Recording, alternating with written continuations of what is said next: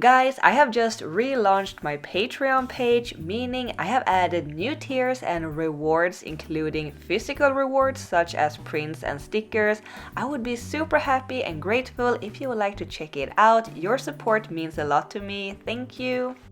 We have brand new art supplies from our friends over at Ohuhu. They have been releasing a bunch of new things lately with even more to come, but today I will take a closer look at their brand new color pencils. I'm not sponsored, but if you would like to check out the color pencils or other things from Ohuhu, the links in the description are affiliate links which will support me to no extra cost for you. Anyway, this is a set of 72 color pencils, which is actually a pretty decent amount of colors. My very first set of professional color pencils were only 60 colors, and that was plenty enough. So yeah, this is the pencil. We got the color code and the color name.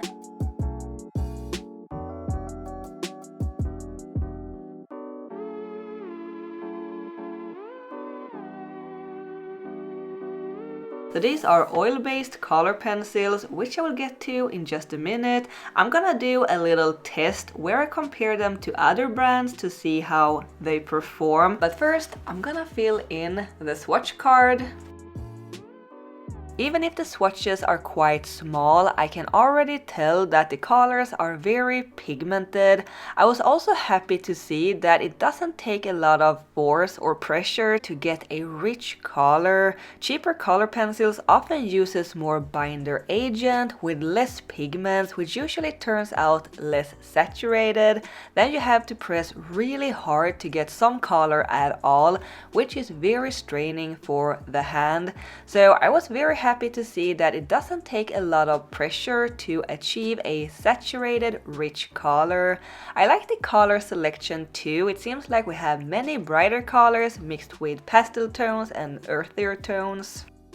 Alright, so let's do some testing. There seem to be two brands of color pencils in particular that are always put against each other. The Prismacolor Premier and the Faber-Castell Polychromos. The Prismacolors are wax-based while the Polychromos are oil-based, just as the Ohuhu pencils. Then we have the wild card, which are the Posca color pencils, and these are both oil and wax-based, so I thought they could be fun to include in the test too. Polychromos are my go-to color pencils, so I'm very curious to try the Ohuhu and see how they perform. Oil-based, wax-based, what is the difference really? There are pros and cons with both. It is really a matter of preferences and taste and what you want to do and achieve with the color pencils. There are a few differences obviously, but basically wax-based color pencils are usually softer and easier to blend, but then also more prone to breakage. Oil-based color pencils got a harder core and takes a little more work to blend, but then also they are more resistant to breakage. I'm surprised that the test turned out so similar when looking at the blending portion. They all created really nice gradients. The dustiest pencil seems to be the Ohuhu and the Prismacolors, which is probably the reason why they smudged a little more than the other ones. When it comes to the layering, Ohuhu stands out because they didn't drag out or smudge the overlapping colors. Not exactly sure what that means, but perhaps that could affect how the colors mixes with each other when adding multiple layers. The wax-based Prismacolor and Posca were a bit harder to erase, while Ohuhu and the Polychromos erased much easier. Comparing the oil-based Ohuhu and Polychromos, besides the layering test, there isn't that much visible differences. I did notice though when drawing with the Polychromos right after the Ohuhu ones that the Polychromos felt slightly softer and I didn't have to press as hard, but it wasn't a super big difference. So for the final comparison of the brands, we have the price. A set of 72 Ohuhu color pencils is $45, which is 62 cents per pencil. To me, that is a very affordable price for the amount of pencils and the quality itself. With the polychromos, you will get a 72 pencil set for a whopping $115, which is $2.15 a pencil. The Prismacolors are a little less pricey with a set of 72 pencils for $75, making them $1.04 per pencil. The Posca pencils only comes in the set of 36, which cost about $50, so each pencil is $1.38, which makes them the second priciest of the bunch. To see how the Ohuhu color pencils performs on different background colors, I'm using them on white, tan and black paper. I'm also testing what the pencils looks like using light, medium and hard pressure. I have to say these pencils looks great on the tan and the black paper as well as on the white. They look very rich and pigmented. I was actually surprised that they showed up as well as they did on the black paper.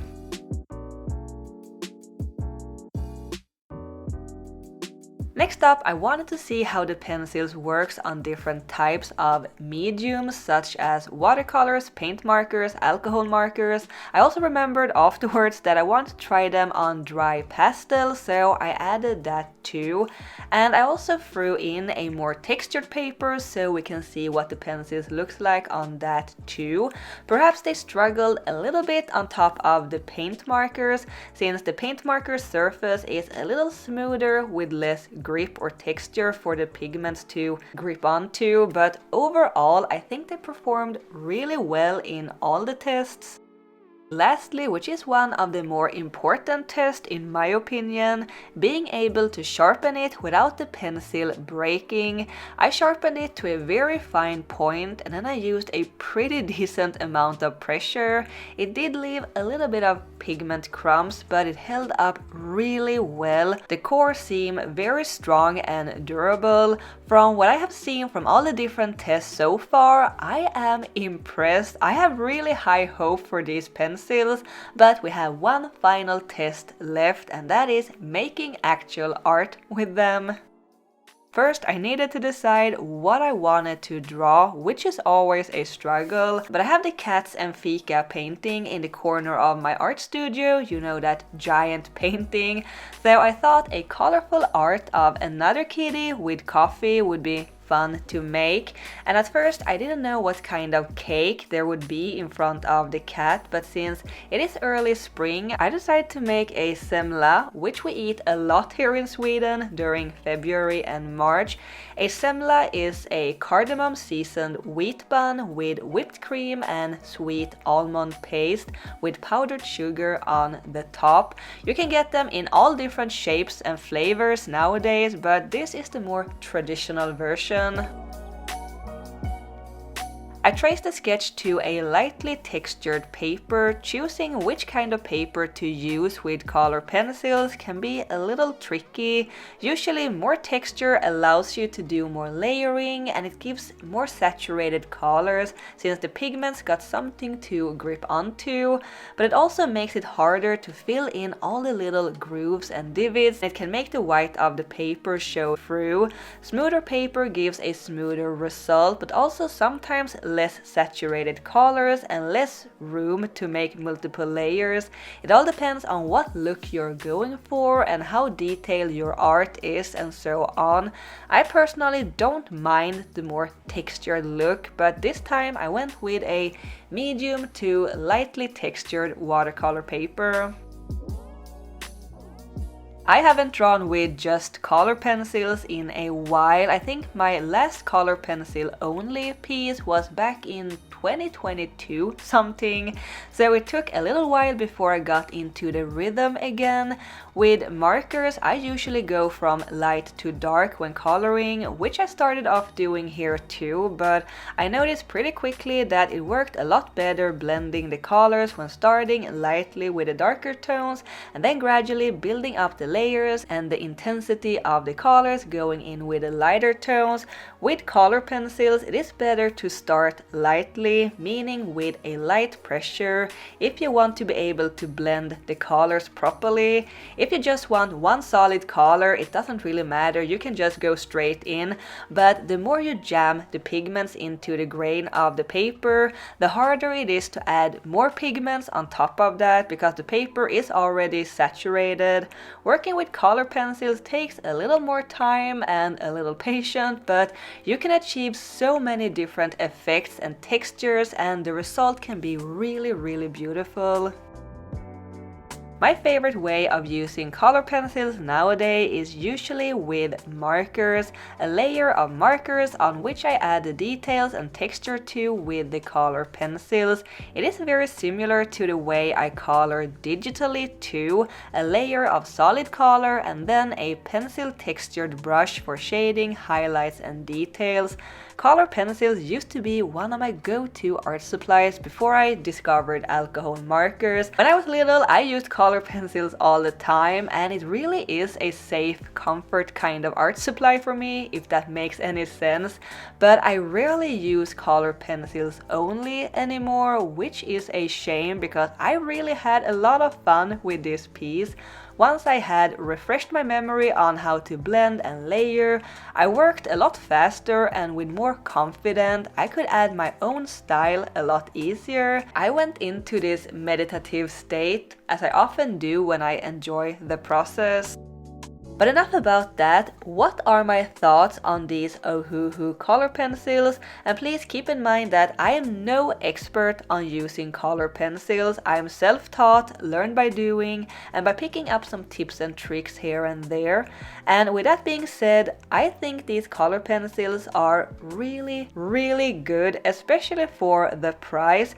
My biggest problem with cheaper kinds of color pencils is that they are usually not very pigmented.